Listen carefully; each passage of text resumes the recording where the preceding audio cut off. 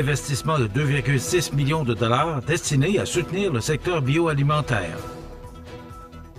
L'action citoyenne de Je collationne bénéficie à des écoles primaires du Kamouraska. Mobilisation et concertation d'une nouvelle plateforme de covoiturage au Bas-Saint-Laurent.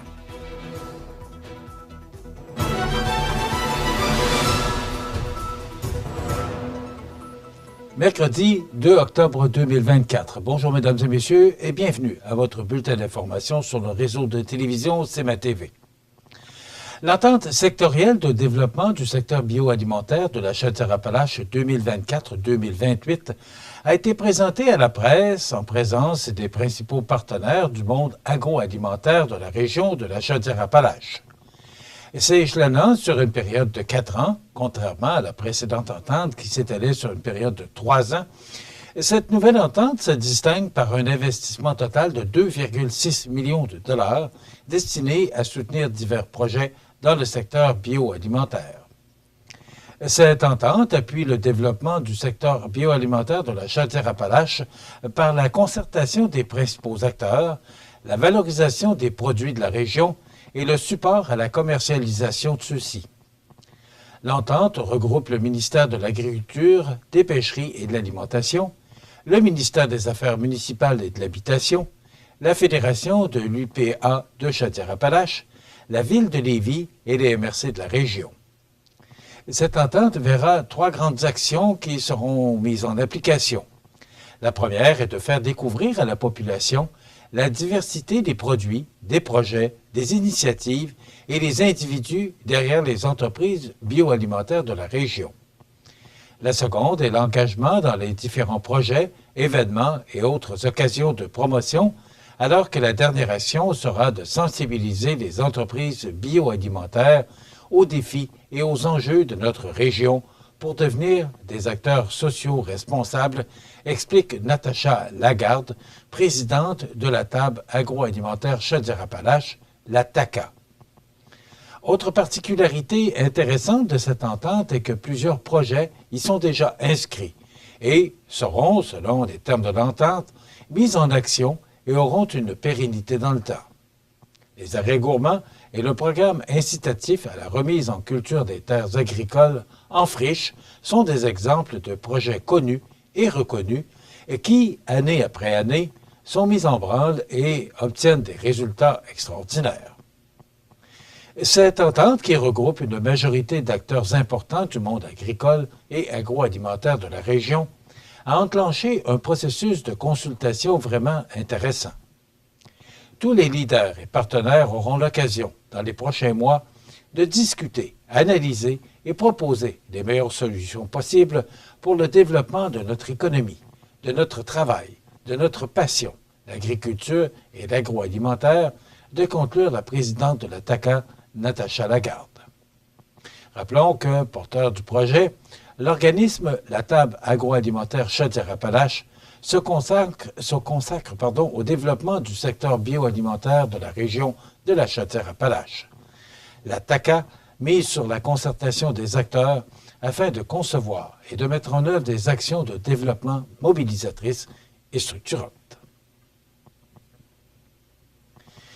Dans le cadre de son premier spectacle bénéfice qui a eu lieu le 11 mai dernier à Rivière-Ouelle, Je collationne, organisme sans but lucratif qui offre 3 collations par jour, par enfant, à l'école, recevait le réputé chanteur Nicolas Ciccone. Et c'est plus de 29 000 $ qui ont été amassés lors de cet événement, en plus de l'aide reçue de nombreux partenaires. Ainsi, Je collationne aura le grand bonheur d'offrir des saines collations à tous les élèves de 5 écoles primaires du Kamouraska, et ce, à tous les jours de l'année scolaire 2024-2025. Ces 5 écoles sont l'École des Vents et Marées de Rivière-Ouelle, l'École de la Pruchière de Saint-Pacôme, l'École L'Amitié de Saint-Gabriel-l'Allemand, l'École Jean-Charles Chappet de Saint-Denis de la Bouteillerie et l'École Saint-Philippe de Néry. Tous les enfants ont du génie. Soyons créatifs et intuitifs pour aider à nourrir leur développement. 91 400 collations données en 2024-2025, ça soutient le cœur de la relève mentionnait Mme Lorraine Carrier, présidente et fondatrice de l'organisme sans but lucratif Je collationne.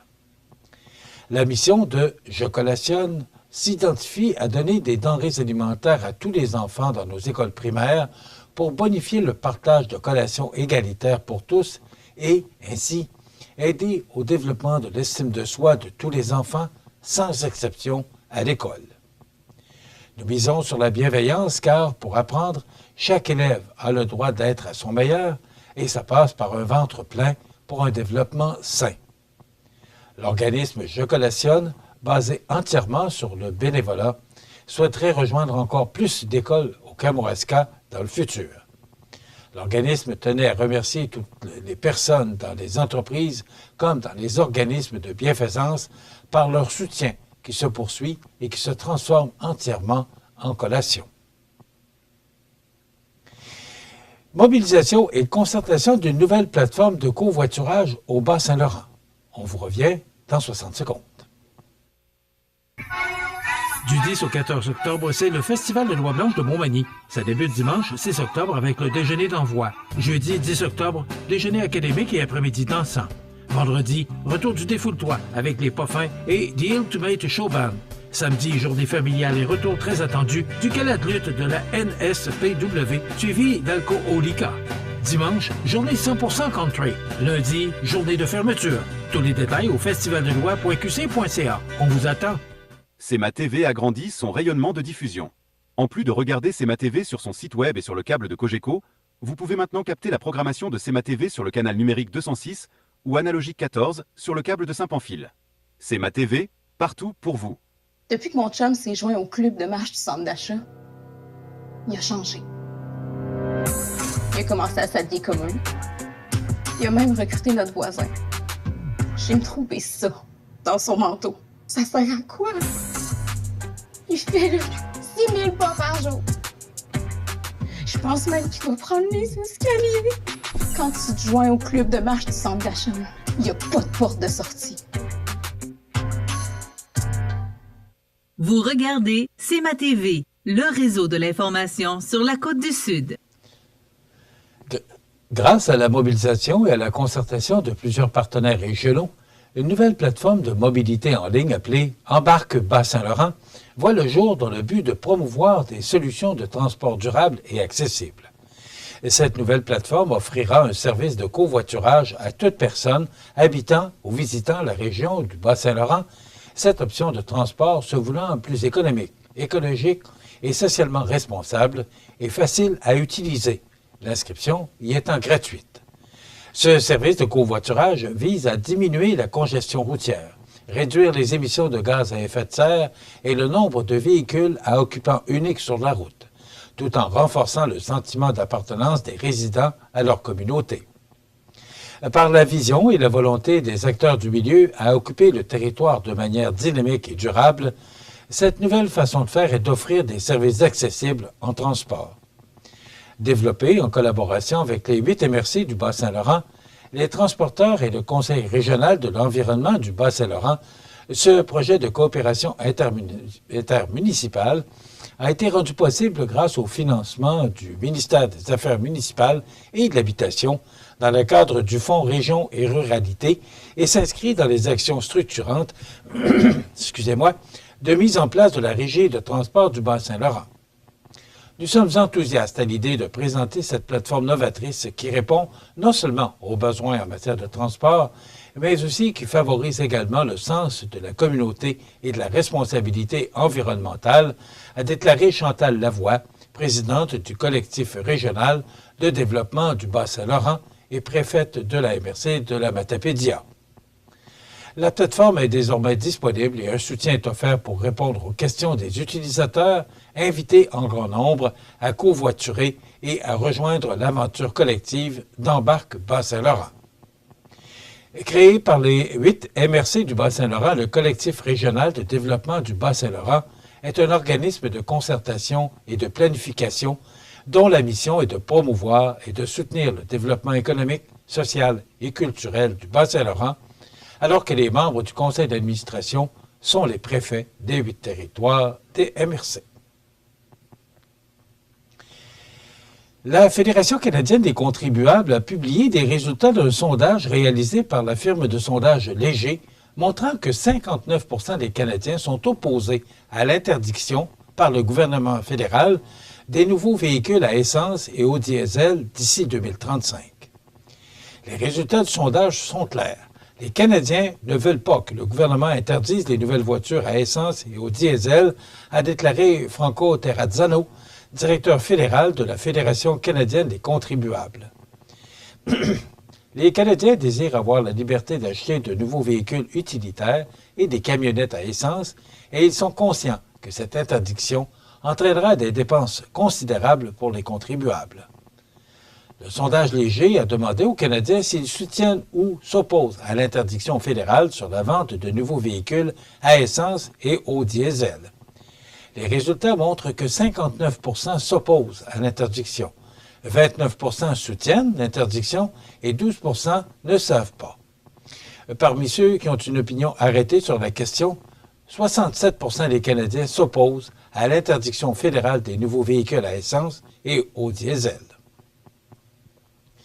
Le premier ministre Justin Trudeau poursuit avec détermination son interdiction des véhicules à essence et au diesel sans prendre en compte les dépenses considérables que cette décision engendrera pour les contribuables, a déclaré Nicolas Gagnon, directeur pour le Québec. Le gouvernement fédéral prévoit d'interdire la vente de nouveaux véhicules à essence et au diesel d'ici 2035. Trudeau devrait prêter attention aux préoccupations des Canadiens, considérer les résultats de ce sondage comme un avertissement et renoncer à son interdiction sur la vente de nouveaux véhicules à essence et au diesel, conclut Nicolas Gagnon, directeur pour le Québec pour la Fédération canadienne des contribuables. Les sports, présentés par Groupe Corriveau, entrepreneurs électriciens et plomberie, un appel, 4 services. Groupe Corriveau à Montmagny, 88 248 8992, votre solution. Vous avez des projets de construction ou de rénovation? Pensez Groupe Corriveau, entrepreneurs électriciens et plomberie. Un appel, 4 services, 88 248 8992, Groupe Corriveau à Montmagny ou groupecorriveau.com. La solution pour du travail bien fait.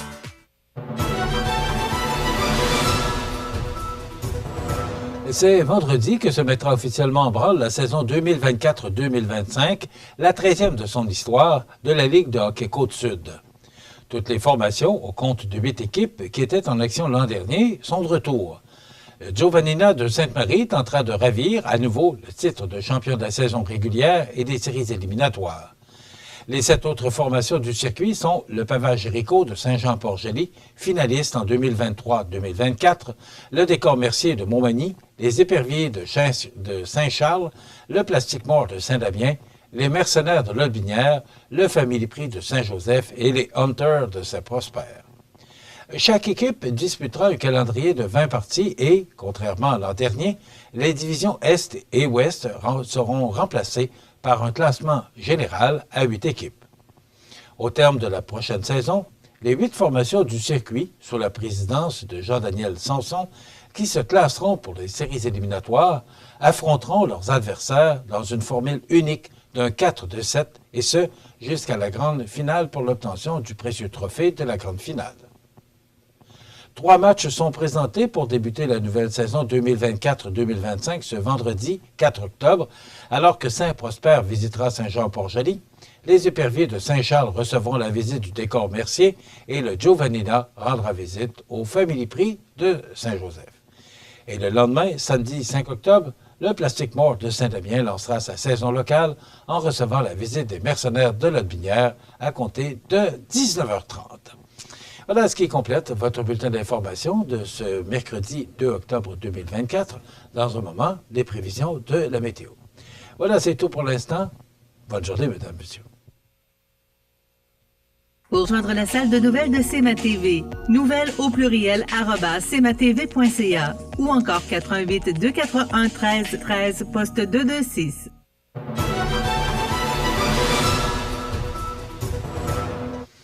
Ah, ben encore de la belle température, mais là, ça va peut-être se gâter un petit peu au cours de la journée parce qu'il y a un petit système qui va passer très rapidement, là. Pouf! Demain, plus rien. le soleil qui revient. Alors, on voit là, par l'image de satellite là, cette bande de nuages là, qui sera présente là, au cours de la journée. Et voilà, ce que je vous parlais, c'est justement ce petit système-là qui va nous atteindre en fin d'après-midi, qui pourrait nous apporter un petit peu de pluie, pas beaucoup, et pouf, ça sera parti pour demain jeudi et le retour du beau temps. Donc, en résumé, ça nous donne pour aujourd'hui, mercredi, un ennuagement en avant-midi avec un maximum de 18. D'ailleurs, c'est déjà commencé. Généralement nuageux, 40% de probabilité d'averse au cours de la nuit. Pour la nuit et pour la soirée et la nuit prochaine, minimum de 14. Demain jeudi, généralement nuageux avec 40% de probabilité d'averse tôt le matin. Dégagement en avant-midi, vent du sud-ouest de 20 km/h, donc ça va réchauffer un petit peu les températures avec un maximum de 19. Pour vendredi, alternance de soleil et de nuages avec un maximum de 19. Pour la fin de semaine, pour l'instant, ça s'annonce pas très bien. C'est des averses pour samedi avec un maximum de 14 degrés. Et pour dimanche, du temps nuageux avec un maximum de 14 degrés. Les normales de saison, ces temps-ci de l'année, sont de 12 le jour, 2 la nuit. Le soleil s'est levé à 6h43 ce matin et se couchera à 18h18. Il fait actuellement 10 degrés à l'extérieur des studios de CMA-TV. Les vents soufflent de direction nord-est à 10 km/h. La pression barométrique est à 102,3 kPa et l'humidité quand même très élevée à 86%. Maintenant, pour le bateau qui fait la navette entre Montmagny et l'île aux Grues, donc le départ de l'île aux Grues, et le premier départ était prévu à 7 h ce matin. C'était magnifique sur le bord du quai ce matin. L'eau, le fleuve était comme de l'huile, c'est très calme, pas de vent, alors c'était merveilleux. Les prochains départs de l'île aux Grues, 16 h, 17 h 30 et 19 h 15, alors que les départs de Montmagny s'effectueront à 8 h. C'est déjà fait, 16 h 45, 18 h 15 et 20 h. Voilà pour les traversées du bateau qui fait la navette entre Montmagny et l'île aux Grues.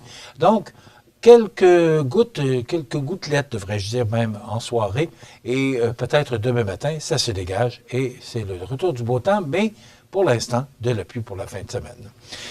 Pour le menu de cette émission du 2 octobre, dans un moment, on vous présente la chronique culturelle, alors qu'on est allé enregistrer cette chronique dans le parc Saint-Nicolas, où c'était vraiment merveilleux. Et Maxime Dionne, président du Festival de Loi-Blanche, alors que c'est les déjeuners d'envoi en fin de semaine, sera des nôtres pour nous parler des activités du Festival de Loi-Blanche, la 52e édition. Et bien sûr, il y aura l'actualité dont on jasera, et ce ne sont pas, naturellement, comme je vous le disais tous les matins, des sujets qui manquent. Alors, c'est le menu de cette émission pour aujourd'hui. Je vous souhaite donc une excellente émission à notre antenne.